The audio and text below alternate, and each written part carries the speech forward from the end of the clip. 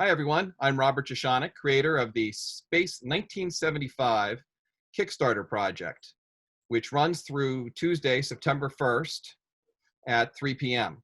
The link to the project is at the bottom of the screen. I hope you'll check it out and back it because it's a great project. We have some incredible authors involved.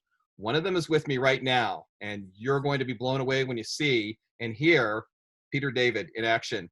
This project has reached its first stretch goal, and it's about to reach its second. When we hit the third, we break out the big gun, and that is Mr. David. So, Peter, welcome. I'm glad to be here. And thanks for being a part of the author team on this project. We were really thrilled to have you working with us on this project. You've got so much experience writing space opera and science fiction. I do, although most of my space opera has tended to be in the Star Trek realm. Although I did also co-create a space opera TV series called Space Cases that ran in the 1990s, so that's a little bit after the time period that we're discussing. On the other hand, I co-created with Bill Mumy, whose Lost in Space was space opera of the 1960s. So we pretty much got all the decades covered in my career. Yeah. I think your credentials are just right. Okay. That's perfect. Your Star Trek work was particularly well received, and I really loved it. I loved the novels you wrote related to Next Generation, and the comics you wrote for DC Comics, set in specifically, I think, the classic era of Star Trek. But I think you wrote. Yes, I wrote the classic era series. Although I did also write Next Generation in a limited series as well. So I've had a lot of comic book experience all over the various Trek universes. Yeah, I think that's where I first really fell in love with your work, was the Star Trek series that you wrote for DC. Okay. You had such a unique style. You were right in tune with exactly what made Star Trek exciting and thought-provoking and satisfying. And also you brought such a great sense of humor to it. I know you brought your love of Monty Python into those books, which of course just got me. I loved Python and still do. Oh yeah. And I love those comics. You also, for Pocket Books, you went on to create your own Star Trek fiction series within the Star Trek universe, Star Trek New Frontier. I actually co-created it. The fundamental concept was something that John Ordover developed, and then he tapped me to create the characters and flesh out the fundamental concept that he had conceived. Oh, I was not aware of that. John Ordover is a great guy. I did a lot of work with him myself, and I really loved working with him. Wow. If you look at the very first New Frontiers, John's name is right there. Oh, okay. That slipped my attention, but that's very cool. It makes it even more wonderful. Those books were really well received. I remember they sold really well. You wrote quite a few of them, as I recall. Oh, yeah, quite a few. I honestly don't even remember how many. At least somewhere around 24. Yeah, they were really fun books, and you had a great cast of characters you created, and it was definitely space opera, but again, thought-provoking, funny, exciting, and the characters were so rich and interesting. Some of them didn't some of them come from the Next Generation series? Yes, several of the characters did come from Next Generation. That again was John's idea. He wanted to include several existing characters in order to, most conspicuously Shelby, in order to carry the interest of the Star Trek fans over into the book series. I mean, Paramount, when they signed off on the series, said, okay, you can do it, but we can tell you right now, there's not going to be any fan interest in a book series of Star Trek that's not actually based on a Star Trek series. An opinion that they turned out to be incredibly incorrect about.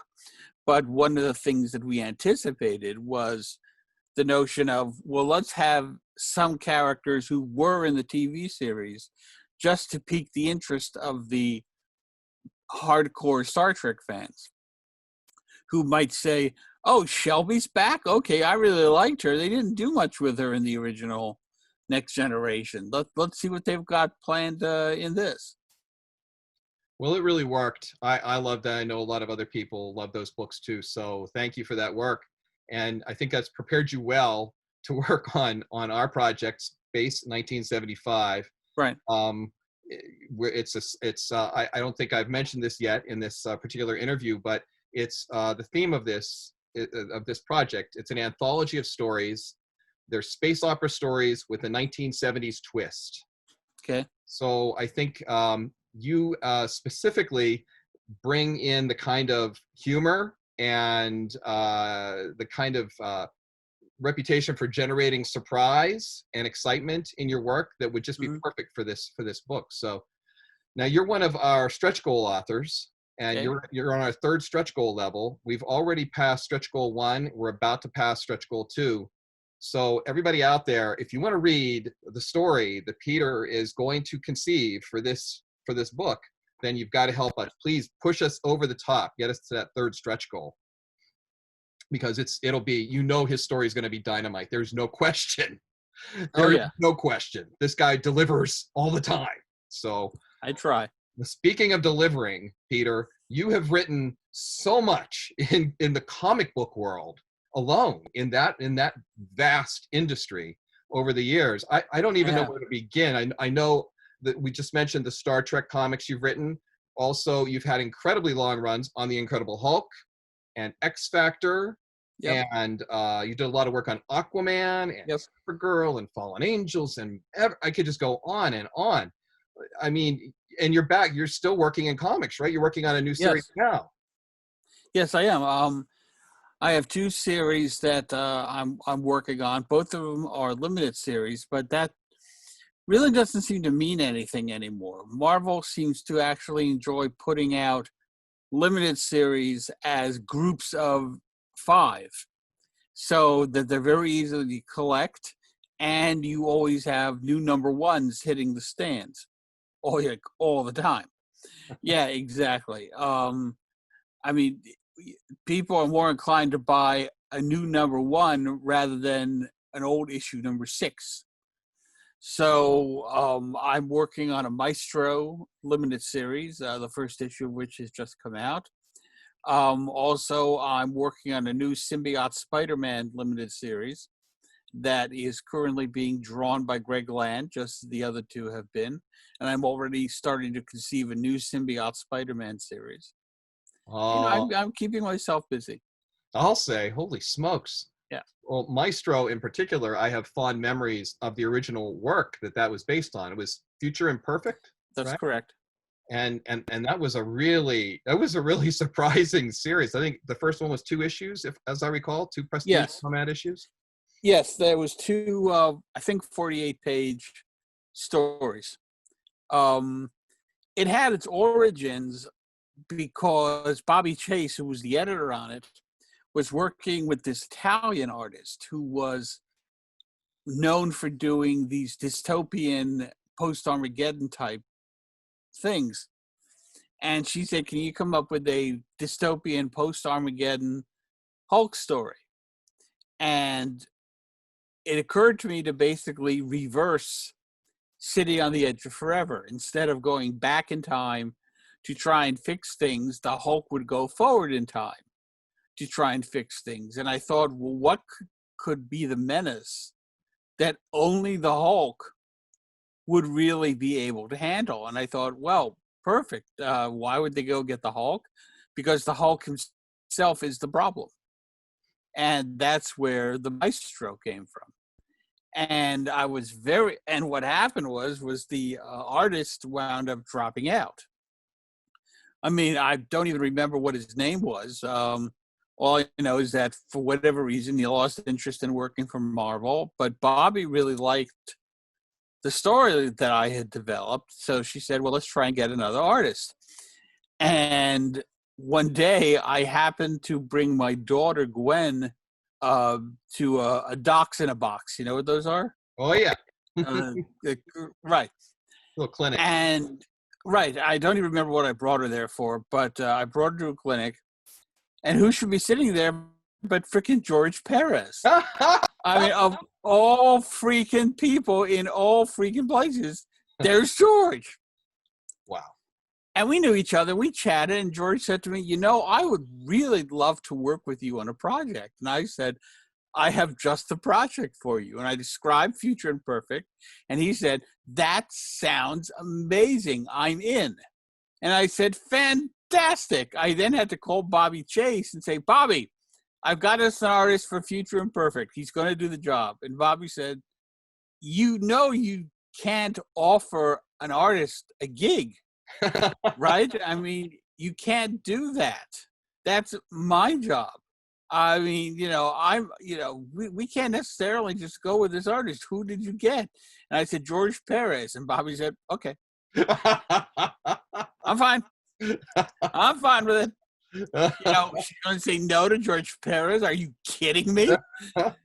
So, sometimes life just hands you opportunities, because I don't know who the Italian artist was, but I cannot believe that he could have possibly surpassed what George did on that. Oh, George did wonderful work on that book and on everything he's ever done. And he's such a sweet person too. He's a great guy. Oh yeah. So, wow, that's very fortuitous. I'm glad that worked out. I saw, he's doing an alternate cover for the new Maestro series, right? He is. Yeah. Oh, that's great. Well, that's that series is very science fiction oriented. Oh, of course. Oh, it's post-apocalyptic. Yeah. It's Mad Max and the Hulk, basically. Well, I can't wait to read it. I'm really excited. I don't have the first issue yet, but I'm looking forward to it. It's in stores right now. There's something like half a dozen different covers. Wow. Well, that's great that you've continued in the business for all these years, done so much wonderful work. You continue to add to your bibliography and that strength that you demonstrate as a writer of all those comics, and continuing all those storylines for so many years and making them not only interesting but exciting and fun and funny. That's what you bring. That's the kind of strength that you're bringing to this project. So again, I'm really happy that you're part of Space 1975. Now, happy to be here. When you think back to when you hear me talking about science fiction and the 1970s, what comes to mind? My first Worldcon, actually. It was DiscCon, which I believe was 1974, I think. And when I remember that because my father arranged to have me cover it for the newspaper that he worked for at the time, the Philadelphia Bulletin, which has since gone out of business. And I remember going in, and I was in the press room, and I was talking to the convention organizers about people that I wanted to interview. And I said, I want to interview Roger's the last name, and one or two other people. And I said, I'd also really like to interview Harlan Ellison. And at that moment, somebody shouted, "Gangway!" And they came, and this little guy comes charging through the room. And I leaped to get out of the way because he would not have stopped. He would just knock me out of the way. And I leaped to get out of his way as he barreled through. And I said, "Who the hell was that lunatic?" And they kind of laughed and they said, "That was Harlan Ellison." And I went, okay.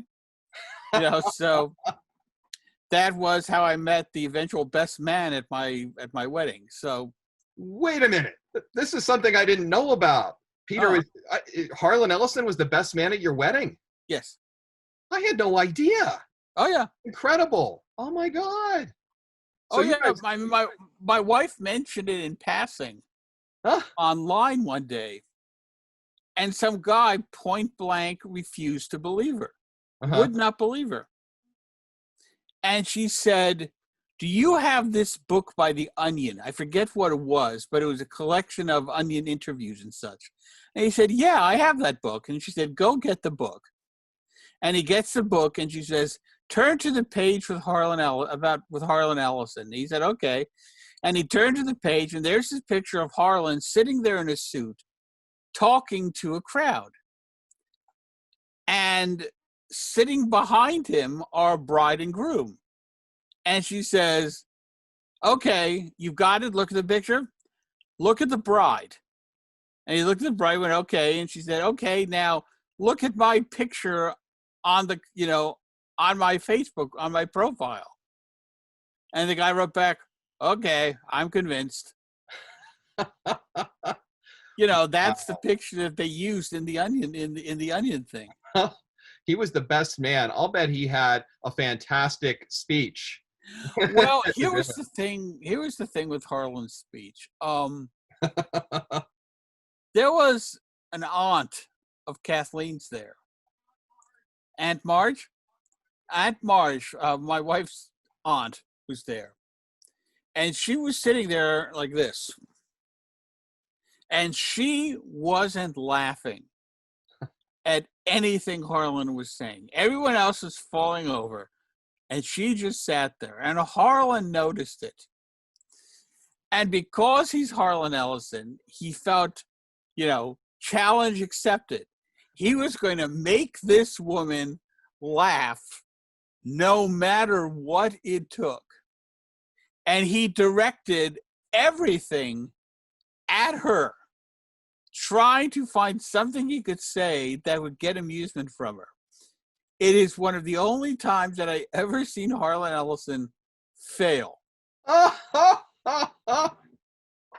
husband was dying because her husband was desperately trying not to break up and failing miserably.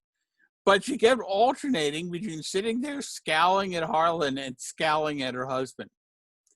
She was so annoyed by the whole thing that she refused to speak to my wife's mother for years afterward, which was good because my wife's mother actually couldn't stand her. So it worked out. What a fantastic story. I never knew that. Oh my God. Oh yeah.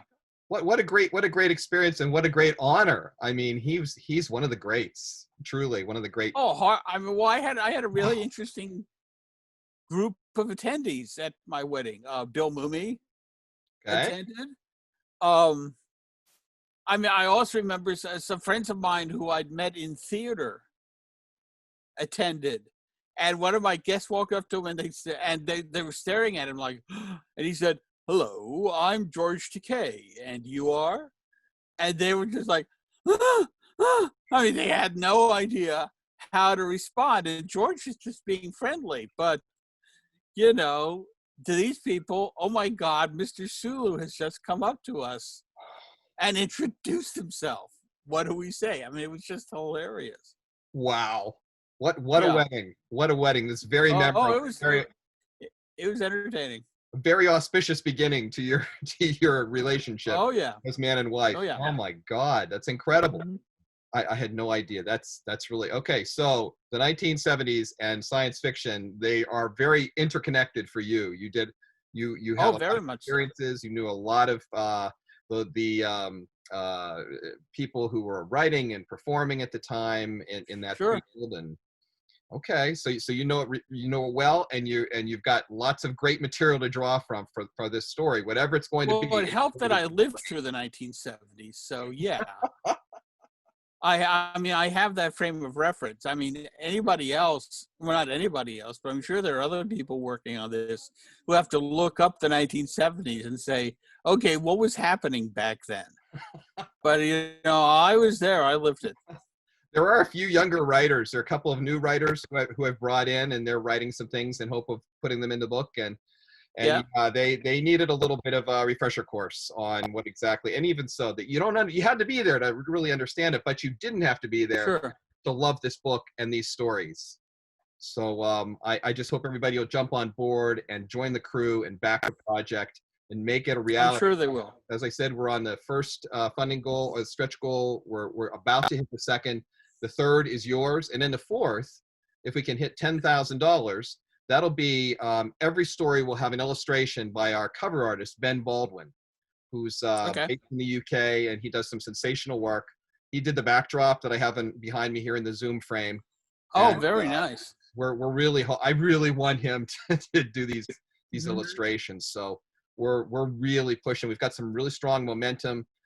We just recently added a new workshop. It's an exclusive 3-week workshop conducted by Dean Wesley Smith, and Kathryn Rusch. And it's exclusive. You can only get it through this Kickstarter project. And it is, I forget the exact title of it now, but it's about writing historical science fiction. It's called How to Write Historically Focused Science Fiction. Oh, well, that's clever. All right. Yeah, so basically how to write a story for a book like this. And in fact, there might be an opportunity there if somebody can write a wonderful enough story and submit it to us after the workshop. We will consider it for possible publication in the book. So sounds good. It's a really great opportunity, and that's really generated a lot of interest. We've had a lot of people jumping on recently, so I'm looking forward to this project. What would you say to people who have not yet jumped on board but are considering backing this Kickstarter? What are you waiting for? I mean, Yeah, well said.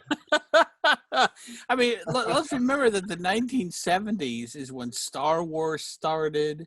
It's when Battlestar Galactica started. My God, Space 1999. I mean, it was a golden age for science fiction that continues to resonate. I mean, it's kind of incredible that we still have, Star Wars started in the 70s, Battlestar Galactica started in the 70s, and to this day, we still have news stories about Battlestar Galactica and Star Wars. I'm sure someone's going to wind up reviving Space 1999 at some point. Yeah, it's well said. I totally agree. And of course, in that era too, that's when Star Trek really, I think, started to reach the height of its popularity, or its initial height of popularity in syndication. Oh, absolutely. Well, I mean, the thing with Star Trek, as we all know, was 3 seasons and done originally. But yeah, once it got into syndication, that's when it really began to take off. And the following decade is when Next Generation hit. And to this day, we still have Star Trek. I mean, Like more than ever. Exactly. That's why I love your Zoom background. It's particularly appropriate. Your Star Trek engineering department there, I love it. Yep. I love seeing the warp core back there, and it's very. Yeah, I mean, back then, I think that's definitely second season engineering though, because the first season engineering was much smaller. Now in the movies, they have engineering and it's the size of like 3 warehouses. I mean, it's just kind of ridiculous. But you can like, how the hell did they fit this into this ship? But what the hell? I mean, I kind of like that. That's my favorite engineering. I do too. I love those shows, and again, I love your work. I love all your comics work and all your Star Trek work, all your fiction, and your screenwriting and everything. You wrote an episode of Babylon 5 too. Did you write 1 or more? 2. 2? I wrote 2 episodes of Babylon 5, and I wrote an episode of Crusade, the sequel series. I loved Crusade. There you go. I really did. I was mad that didn't go longer. I wrote the episode with the guy who was convinced that he was hearing the voice of Joan of Arc. Ah, okay. Actually, what was interesting was that I was in a bookstore thinking about the story, and I found sitting at the bookstore at the counter a book of things that Joan of Arc had said. And I went, perfect. And I bought this book, and every single thing that she says in that TV episode, she actually said. If you go back and rewatch that episode, you will really hear the words of Joan of Arc. Very cool.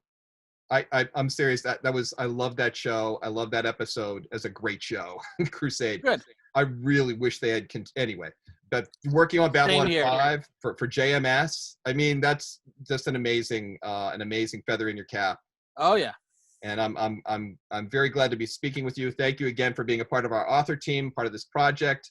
And again, everybody, jump on board. We wrap this up on Tuesday, September 1st at 3 p.m. You won't be able to get any of the great rewards after that.